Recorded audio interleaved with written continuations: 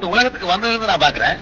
மனுஷனா கட்டின கோயில், அதுல மனுஷனா செஞ்சு வச்ச சிலை, மனுஷன் கண்டுபிடிச்ச கற்பூரம், அதோட மனுஷனே செஞ்ச மணி, அதை எடுத்து ஆட்டிட்டு மனுஷனே உருவாக்குற மந்திரத்தை சொல்லி கடவுளே இதை தீர்த்து வைன்னு சொல்லலாம். எப்படிப்பா தீர்த்து வைக்க முடியும்?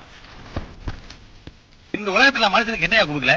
ஆகாசத்தை கொடுத்தேன், நீரை கொடுத்தேன், நெருப்பை கொடுத்தேன், காத்த கொடுத்தேன், ஏன் காய்கறிகளை கொடுத்தேன், மர வகைகளை கொடுத்தேன், இதையெல்லாம் ரசிக்க கண்ணை கொடுத்தேன், காதை கொடுத்தேன், மூக்க கொடுத்தேன், உழைச்சி சம்பாதிக்கிற கைகளை கொடுத்தேன்.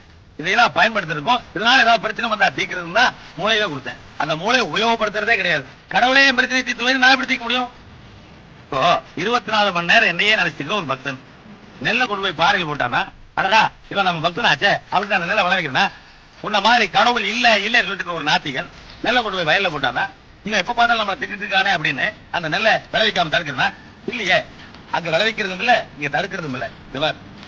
கடவுள் மனுஷனுக்கு பிரச்சனை உண்டாக்குறதும் இல்ல, மனுஷனால உண்டான பிரச்சனையை கடவுள் வந்து தீர்க்கிறதும் இல்லை.